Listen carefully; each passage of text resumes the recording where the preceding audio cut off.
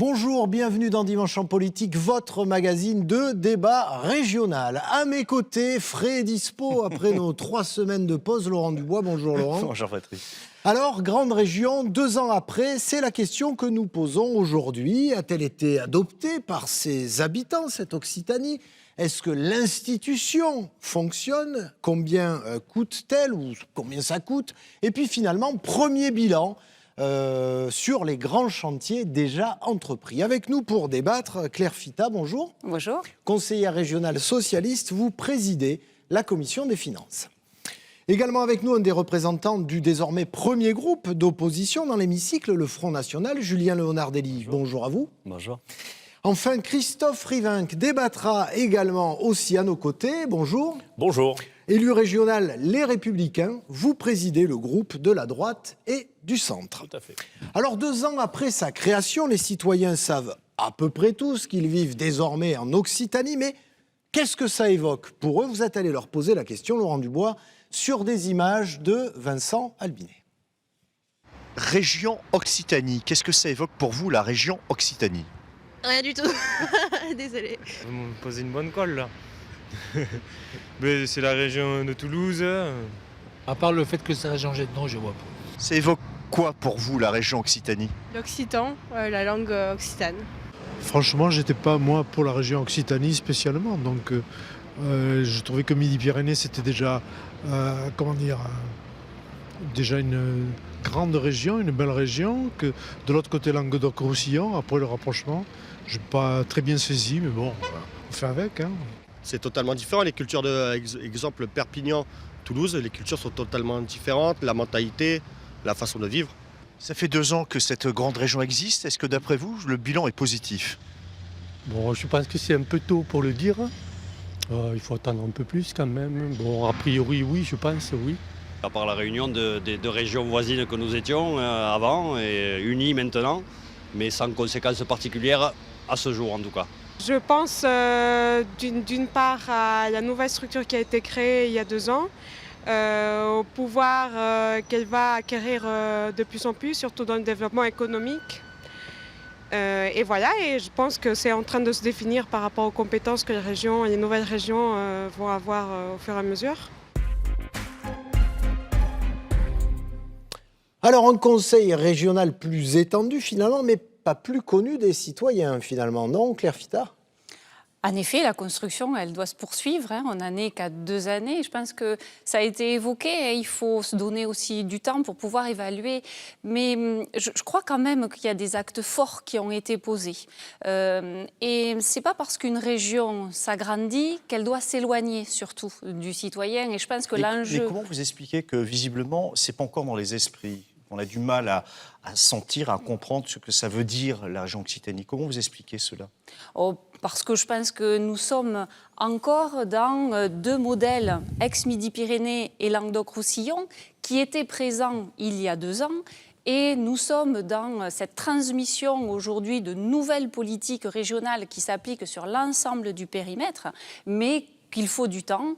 Et dans l'effort que nous essayons de mettre sur la proximité, justement, et ce rapprochement avec le citoyen, eh bien, notre présidente et notre majorité, elle essaye de travailler, d'abord, vous l'avez vu, sur l'association des citoyens, justement, à nos décisions. C'est pas un gadget, ça. C'est pas juste réservé à quelques apifious, un petit groupe de gens qui se mobilisent.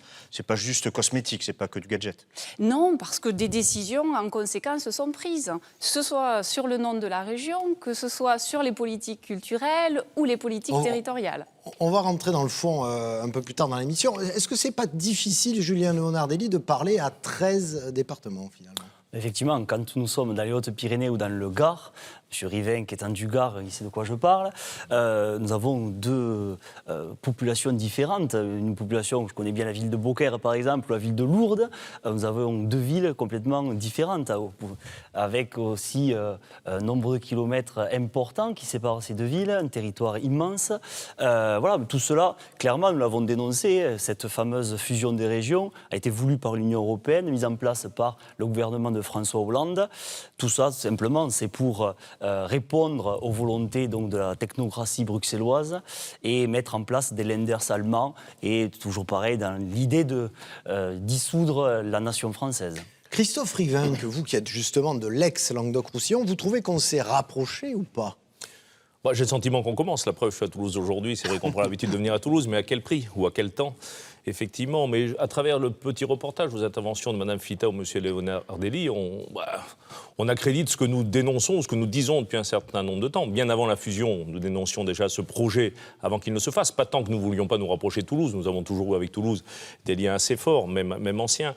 Mais sur la proximité et les difficultés de rendre un outil qui est une collectivité locale, la région est une collectivité territoriale, on n'est pas dans un parlement national. Effectivement, cette proximité disparaît un peu. Les difficultés, nous avons perdu 2 ans.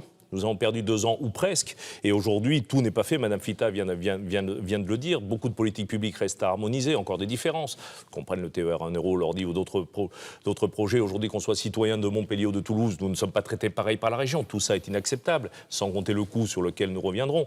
En tout état de cause, les gens le disent dans la rue. Cette différence de traitement. Parce que c'est très compliqué. Et pour une raison simple, ce qu'on ne voit pas dans d'autres régions. Parce qu'ici, la région a fusionné entre les 2 exécutifs des 2 précédentes régions. C'est un compromis permanent pour ne pas déshabiller l'un, pour ne pas renier ce qu'avait fait l'un ou l'autre entre M. Allary et Mme Delga et la présidente de région un peu trop conciliante. Ce qu'on ne voit pas dans l'Est de la France, dans le Nord de la France, puisque le nouvel exécutif ne travaille pas avec d'anciens exécutifs. Il peut donc décider un certain nombre de choses et être efficace. Et ici, on s'aperçoit les difficultés de cette région Occitanie, est liées principalement au fait qu'on est dans le compromis permanent et qu'on ne peut pas déshabiller. Aujourd'hui, remettre le TER à 1 euro en cause, par exemple, dossier que je connais bien, qui existait en Languedoc-Roussillon, c'est dire que M. Frêche avait échoué, M. Allary qui lui avait succédé, qui est vice-président aujourd'hui. Voilà, tout ça est compliqué et ces petits arrangements entre amis pèsent sur les citoyens et ils le disent dans la rue et ils disent ce que nous pensons aussi et donc voilà. Bon, après... Claire Fita, on va vous laisser répondre là-dessus. 100%. Il faut harmoniser plus. Oui, nos politiques sont harmonisées en 2 ans. Et celles qui ne le sont pas, ce sont les contrats de plan État-région. Et ça ne dépend pas de nous. Quand on cherche tout le temps, qu'on s'y est Toulouse et Montpellier, qu'on cherche tout le temps on est sur un l'équilibre. équilibre territorial. Et justement, vous l'avez évoqué, la diversité de notre région. Métropole, zone rurale, littoral, montagne, donc grande richesse. Eh bien, nos politiques régionales qui sont proposées, elles s'adaptent à l'ensemble de ces contextes. Notre région, elle est utile. Notre région Occitanie, elle a mis en place des choses qui, justement, améliorent le quotidien de nos concitoyens. Je donne quelques exemples.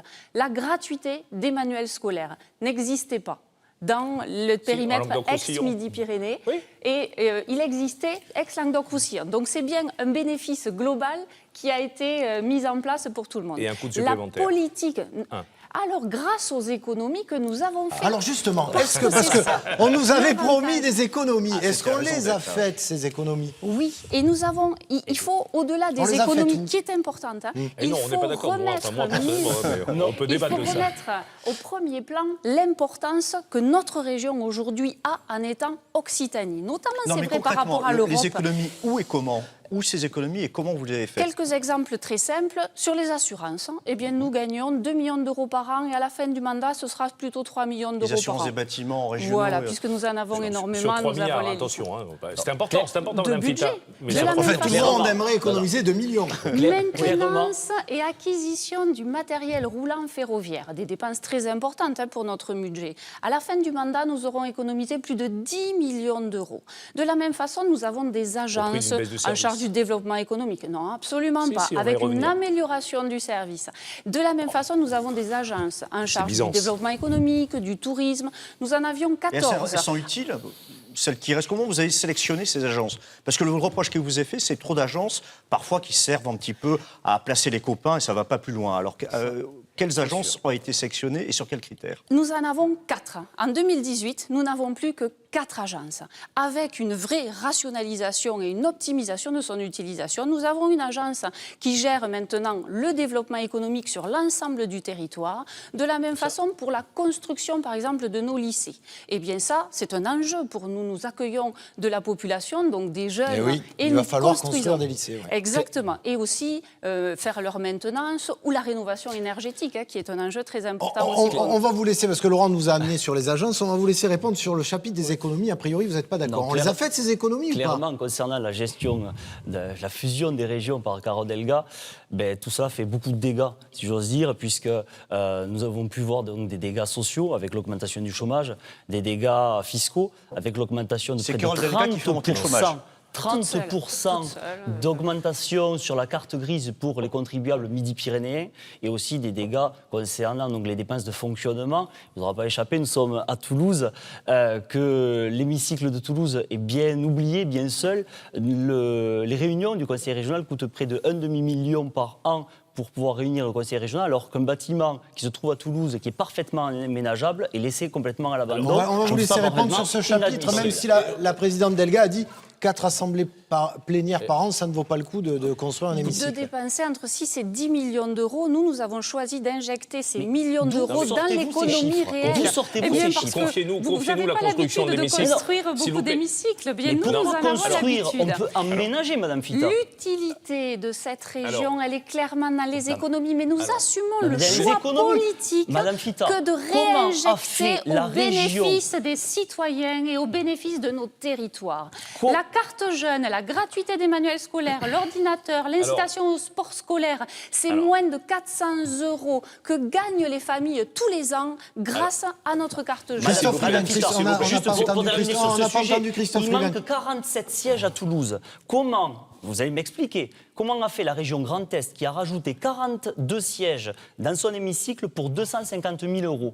Alors, 250 000 €, nous sommes bien loin du devis qui est caché, que Carole Delga ne souhaite pas nous montrer, pour un coût, je crois, de 8 millions d'euros. Attendez, Christophe Riven, pour conclure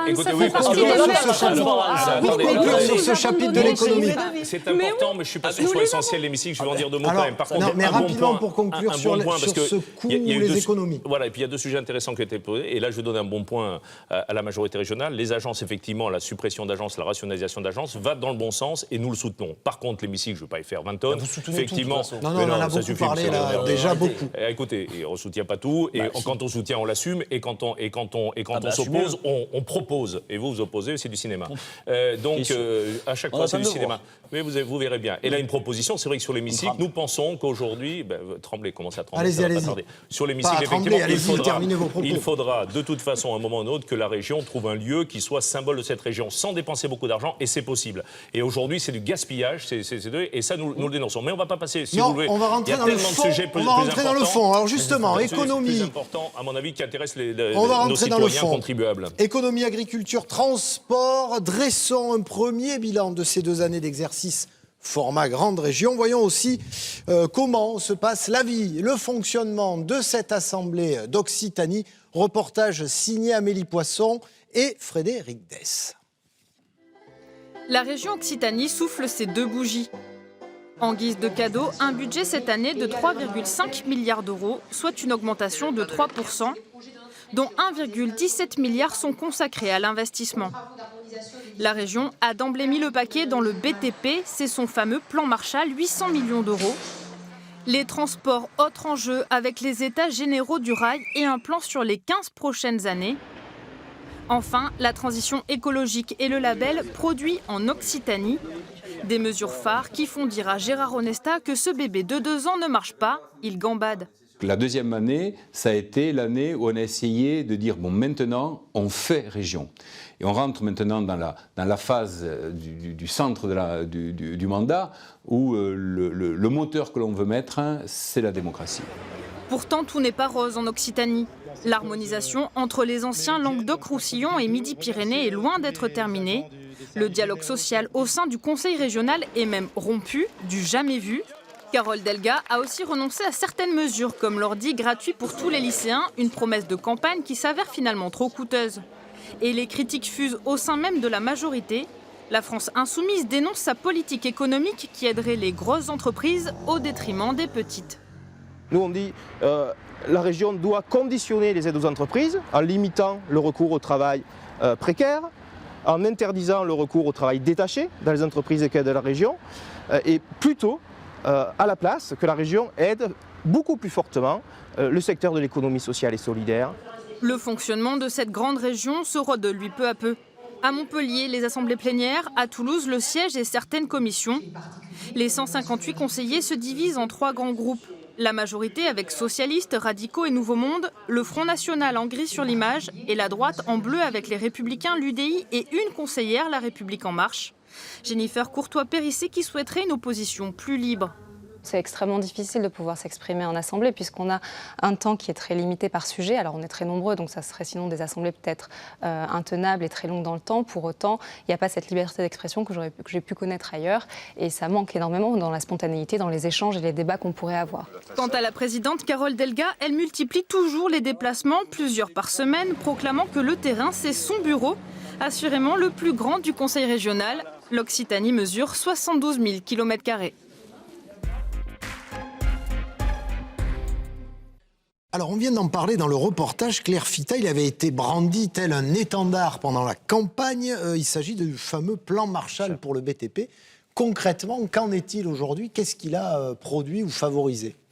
Plus de 880 millions d'euros dans ce plan en faveur du BTP qui est en difficulté, qui était en difficulté dans notre région et avec aussi cet enjeu d'investir sur notre territoire, donc l'emploi sur notre territoire, mais aussi les équipements dont nous avons besoin, quels que soient d'ailleurs les domaines. Quand Guillaume Sériès dit il favorise plutôt les grosses entreprises que les petites, qu'est-ce que vous lui répondez?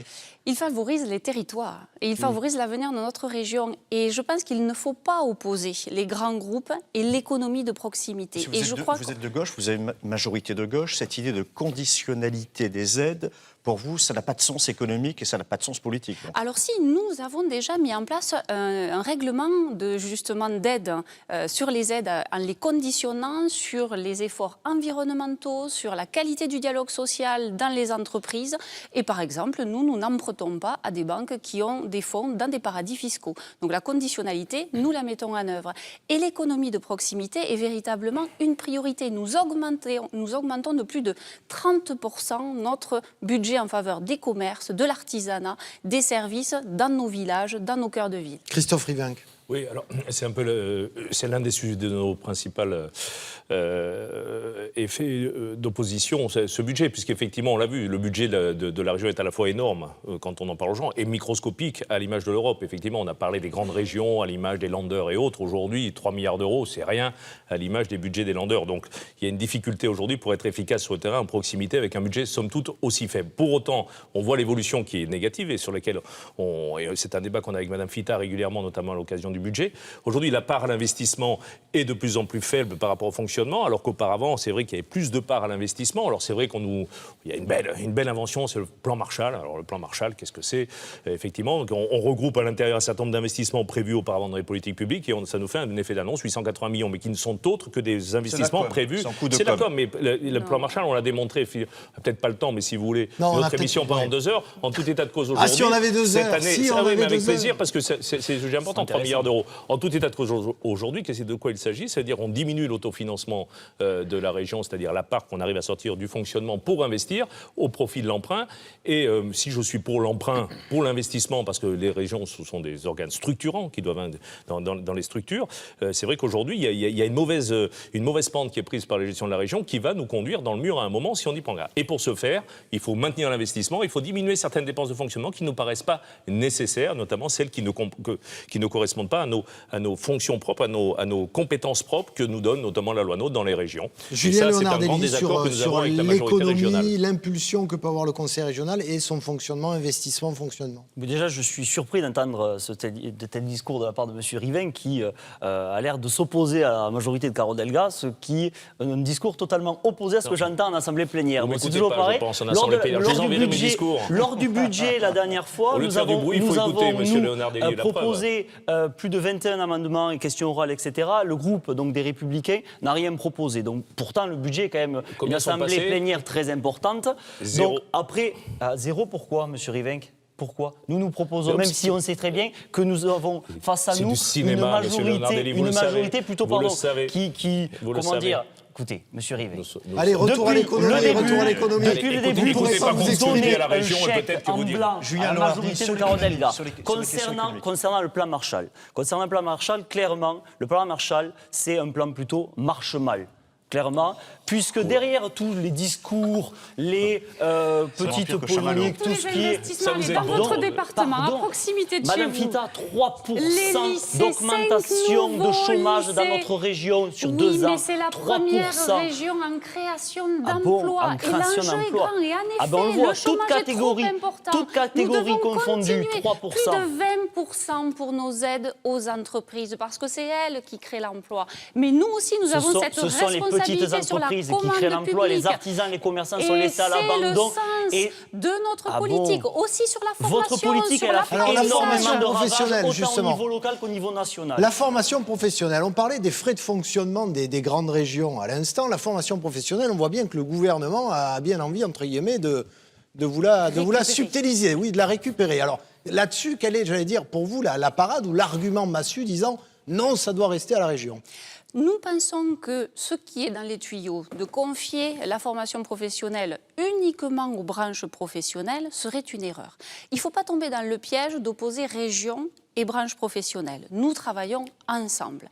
Mais par contre, la confier uniquement aux branches, ce serait privatiser la formation professionnelle. Et ça, c'est un risque, en tout cas, nous, que nous ne voulons pas. Il ne faut pas toucher donc à la formation professionnelle. Il n'y a pas de réforme à faire malgré tout. Il n'y a pas des choses à réformer, à changer. Sur le financement, mais sur les conceptions de politique, nous devons garder, en tout cas, nous en sommes convaincus, ce chef de fila en collaboration avec les branches, bien entendu. Et d'ailleurs, vous l'avez vu, les consulaires se sont associés à la mobilisation de notre présidente pour dire que l'apprentissage... Les chambres de commerce, les CCI. Alors, une fois de plus, M. Leonardelli va râler, mais je suis d'accord avec Mme Fita. On n'aurait pas dû vous mettre à côté. C'est dingue. Et pourtant, effectivement,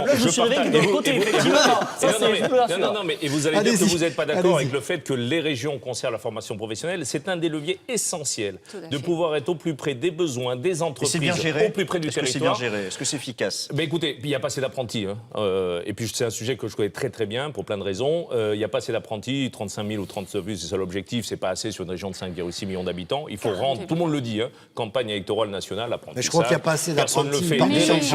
Les régions, en lien avec Pôle emploi, en lien avec l'entreprise, en lien avec les consulaires, en lien avec les branches, doivent aujourd'hui mettre en place une véritable politique. Et moi, si demain nous étions aux affaires, quand nous serons aux affaires demain, nous mettrons énormément d'argent sur c'est essentiel. L'emploi de demain, c'est l'apprentissage d'aujourd'hui, c'est la formation d'aujourd'hui dans les lycées. Donc là-dessus, on va se retrouver. Mais je suis sûr que M. Leonardelli... On va laisser parler Julien Leonardelli. Je vais vous dire une chose. Concernant la formation professionnelle... la majorité ? Ouais. Concernant la formation professionnelle, personnellement, je pense que Mme Delga n'est absolument pas intéressée par ce sujet. Sinon, attendez, nous avons eu un poste de vice-président vacant pendant plusieurs mois, suite à la démission forcée de Mme Négrier. Bon, je ne reviendrai pas sur le sujet. Mais attendez, est-ce que ce poste intéresse Cathy de plus dans l'année 2017, au bout de la première année. Mais c'est très important. D'avoir une mission aussi essentielle, d'avoir un représentant. Les résultats, ils sont sur le fond, concernant notamment le fait que le gouvernement lorgne sur cette compétence, je pense qu'il faut mettre les choses à plat. Il faut arrêter de tout le temps changer tous les 6 mois. Ça perd tout le monde.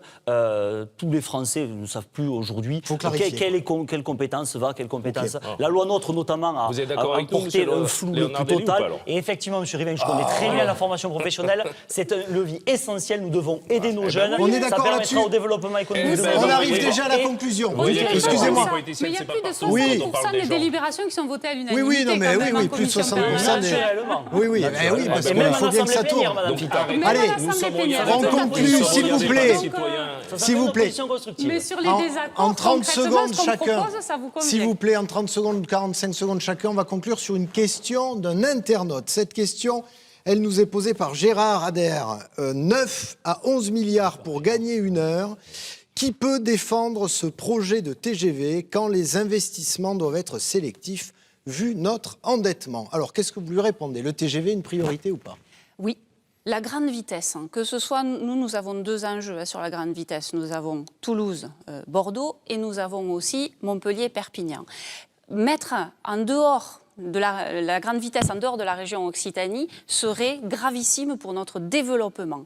Et aujourd'hui, oui, notre présidente, mais aussi les acteurs économiques, mais aussi l'ensemble des élus du territoire et des habitants se mobilisent pour avoir la grande vitesse, la LGV, qui est une condition d'existence pour construire l'avenir de notre territoire. Julien Leonardelli, cette LGV, Toulouse, Bordeaux-Paris, notamment, Oui, une Paris. Tout à fait. priorité ou pas? Tout à fait. Vous savez que notre groupe s'est positionné favorablement à la ligne donc Bordeaux-Toulouse.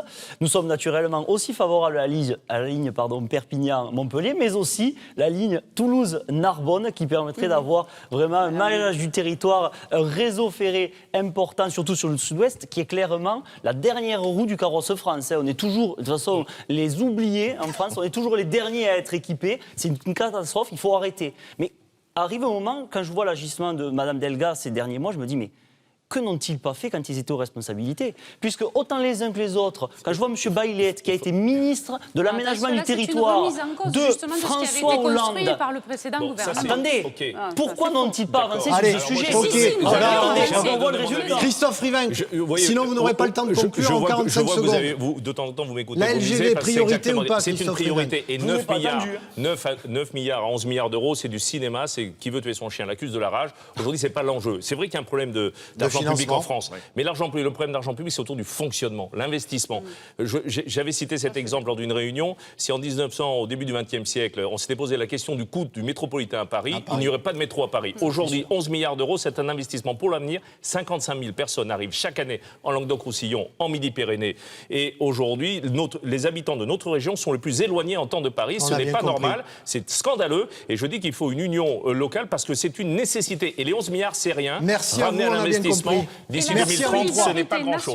doit s'exercer. Merci à vous trois d'avoir accepté de débattre ici sur notre plateau, un débat qui continue sur notre blog politique. Vous connaissez l'adresse.